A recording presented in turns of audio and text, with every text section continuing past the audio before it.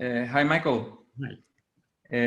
Today's question has to do with the neo-advaita, and it says Tony Parsons and others often indicate that to accept the existence of an individual will is to deny the fact that we do not choose a single one of the thoughts that come into our minds and over which we have no control.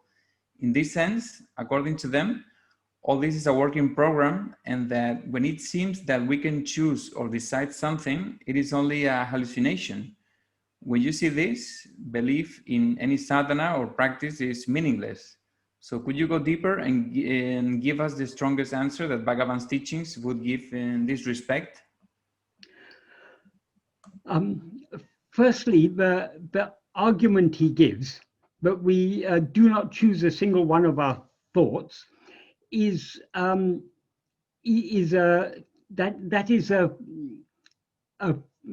false premise. That is a wrong premise, because it shows a lack of understanding of how the mind works. Of course, we don't sit down and think, now I'm going to think of an apple or something, because the very thought of the apple, I mean, there's no process of deciding what we're going to think about before we think about it. But why do we think whatever we think? We think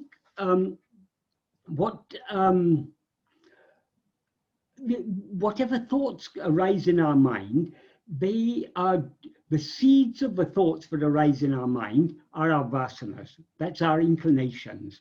So if we have a particular interest in a subject, if we're particularly interested in politics, if we got an inclination to think about the justices and injustices in the world, our mind will often be dwelling on those things. So we think about the things that interest us, and what interests us, the seeds of the interest are the vasanas, the inclinations. So though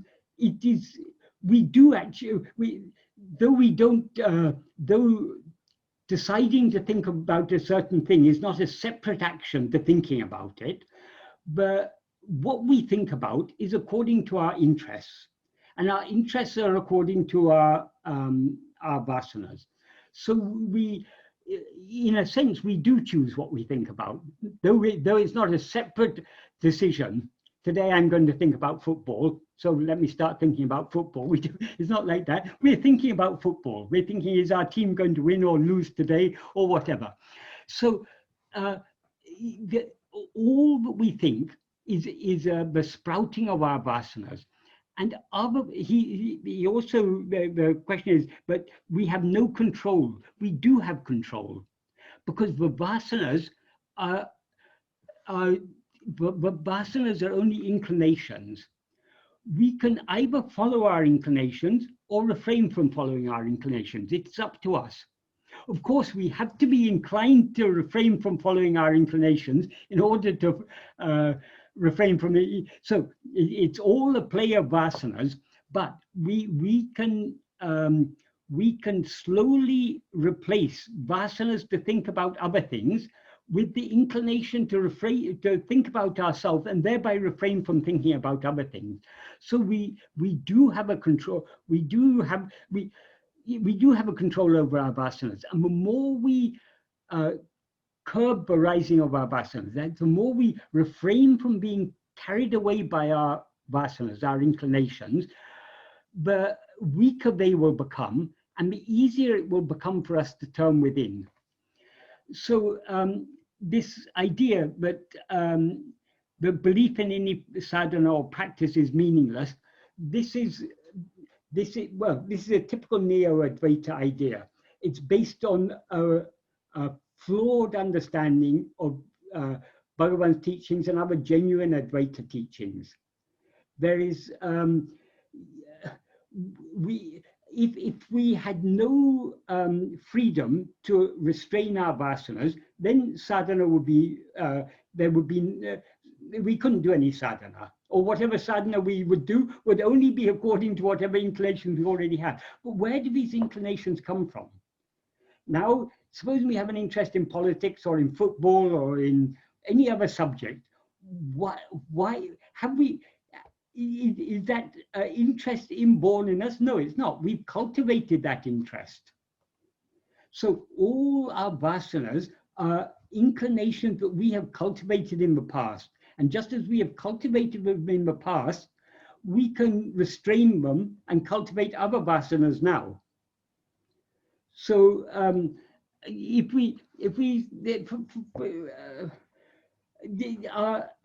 what we decide to allow our mind to dwell on is up to us. We may not be able to control every single thought that rises in our mind, but we do have control over our patterns of thinking, the things that we also have control over the subjects we think about. The more we take interest in a subject, the more we allow our mind to dwell on any subject, the more interested we will become on that, and the stronger that vasana to think of that will become. That's why Bhagavan says in the 19th paragraph of Nana, it's not appropriate to allow the mind to dwell much on worldly things, because the more we allow our mind to dwell on worldly things, the stronger the inclination to do so will become, and the more difficult we will make it for ourselves to turn within.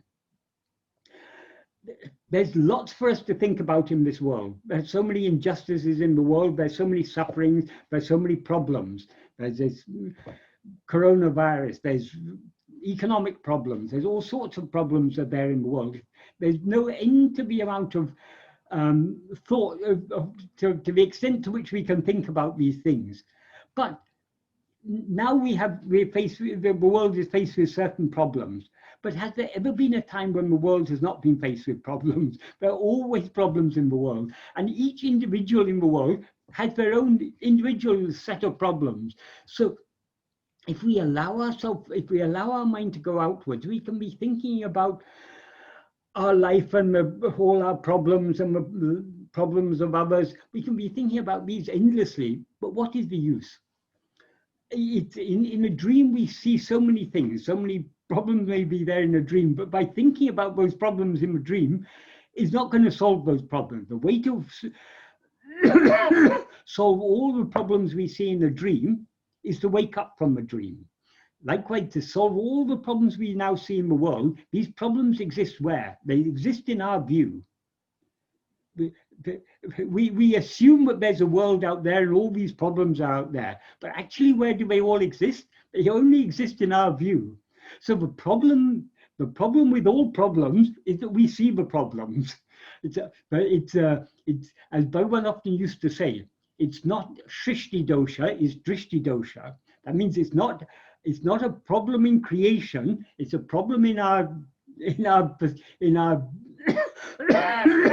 perception. Because we are seeing the world and all its problems, the world and all its problems seem to exist. If we turn back within, where are all these problems when we're asleep? They only appear when we wake up in the morning, and they all disappear again when we go to sleep at night. So none of these problems are real. Nothing in the world, nothing is real except I am. So we can slowly wean our mind off its interest in other things. It's interest in other things, it's Vishaya vasanas. We can wean our mind away from its Vishaya vasanas and create this Sat vasana, the liking just to be as we actually are. That is what sadhana is all about. And it is not contrary to what these Tony Parsons and other neo-advaitins may say. It is not meaningless. Practice is necessary. And if we try to put what Bhagavan has taught us into practice, we ourselves will find the efficacy of what Bhagavan has taught us.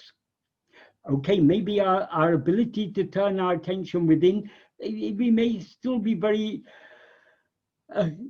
our love to do so may still be relatively weak, but by slowly doing so, we can reduce the extent to which we have concern about the world.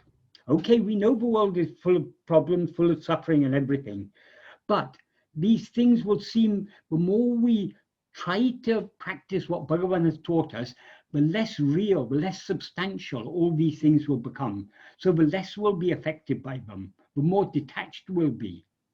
So though we're still living in the world and interacting with the world, inwardly we are more detached. This is possible. This is what sadhana is all about. This is what spiritual practice is all about. And it's not something over which we have no control. We do have control, because whose vasanas are they? Whose inclinations are they? Vasanas is only inclinations. There are inclinations. So we can restrain our inclinations, or we can give them free rein. So those people like who choose to deny the existence of an individual will, that is just a way of evading responsibility. We do have responsibility. We've got responsibility for the purification of our own mind, and we also got a responsibility for. We've got a moral responsibility for the actions we do by speech and by body. Of course, the actions of speech and body are following the mind. So, to the extent that we purify our mind by curbing our Vishaya vasanas, our outward-going vasanas, to that extent, we are also curbing I mean, we are taking responsibility for the actions. I mean, we're restraining the outward-going action. I mean, the actions of our speech and body. So we do have responsibility, because we do have an individual will. So these people who say that we have no individual will, these are not spiritual people. Then they call themselves neo-advaitins, but actually it's diametrically the opposite of Advaita, because Advaita is a spiritual philosophy, and it is about turning our attention away from other things back towards ourselves. Whereas if you say that it's meaningless to believe that you can do any such practice, then you're just giving a free rein to your desires. They're denying the existence of the individual will, but at the same time but by denying the existence of an individual will, they're giving a free rein to their individual will, because they say, I have no responsibility for anything. I can do anything I like because I've got no responsibility for it. Their argument is a self-defeating argument. I've heard, for example, Tony Parsons, I've heard him say that everything that is according to, it's like taking destiny. Take destiny, for example, that anything is going to happen, and it's going to happen even in your mind, even your desires, even your. That's why if you're meant to practice, then you'll be made to practice. If you're not meant to sit and meditate or do japa or do whatever, you won't be meant to do that. So you leave that all to destiny, and yeah, it seems like you said. It seems like to neglect the difference between your experience of identification, yeah, like as experienced by the ego, and what is absolutely real. I mean, that I am only exists and so on. Yeah. So I've heard the name Tony Parsons. I know nothing about what he says, but I know generally the one of the defining characteristics of neo-advaita is they are denying, they deny that we have responsibility. They deny both that we have spiritual responsibility for the purification of our mind, and they deny that we have, therefore they deny that we have moral responsibility for the actions of our speech and body. If everything is predetermined, including our own vasanas and our own thoughts, then there's nothing. I mean, all spiritual teachings are meaningless. Then why Bhagavan came and gave us any teachings? Why any spiritual master has given any teachings? So these people are going against all true forms of spirituality. And they also say that the practice is a dual thing, because there is a practitioner and there is the so on. So even the sadhana is like they also don't understand what the practice is. Yeah, they seem to deny that inner battle that goes within the mind, as you say. Attending to anything other than ourselves is duality, because there's subject and there's object. But the practice that Bhagavan has taught us is self-attentiveness, attending to ourselves. So there's no duality there, because we are attending only to ourselves. There is no other involved. Yeah, exactly. If they had understood what the practice is, so these all half-baked philosophies with, and what is, okay, if all that Tony Parsons says, or any of these neo-advaitins say, if it's all true, then why do they say it at all? Why don't they just keep quiet? They'll say, okay, that's also premeditated. I mean, predetermined. I mean, and then they can make an excuse for whatever they do. Yeah, why write any books, or why do any of the meetings, or why anything? Yeah. Well, it's all premeditated. It's all predetermined. So yeah. If they happen to make a lot of money out of these things, there's a lot of these people charge money for all their meetings and everything. They'll say that's also predetermined. And also, in that way, you can justify anything. You can justify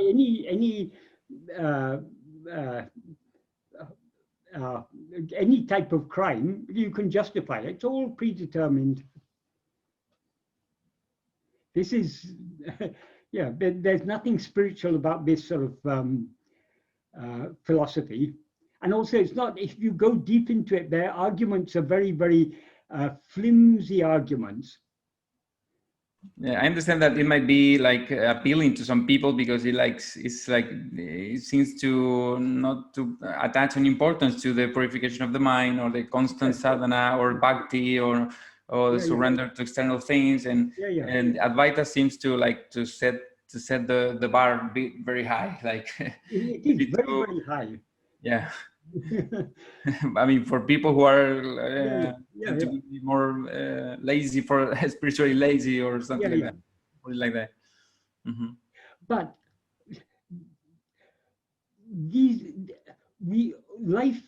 life is not easy for any of us. We all face problems. What these sort of neo-advaitins, they give no solutions to the problems we face. If everything is predetermined, our problems are predetermined, our misery is predetermined, everything is predetermined, where's the solution? There's no solution. So anyone who's wise will not pay heed to these people. Come to me, I've got no solution for your problem. Why should we go to someone who has no solution? Whether the solution is going to work or not, it's better to go to someone who offers us a solution. And enlightenment is predetermined, supposedly. So why, why ask anything? Why? Yeah. It sounds like a bit strange. Mm-hmm. Yes, it's very strange. But there are people who believe it because, as you say, it's convenient. People like not to have responsibility. They like to put the responsibility on others. But we do have responsibility.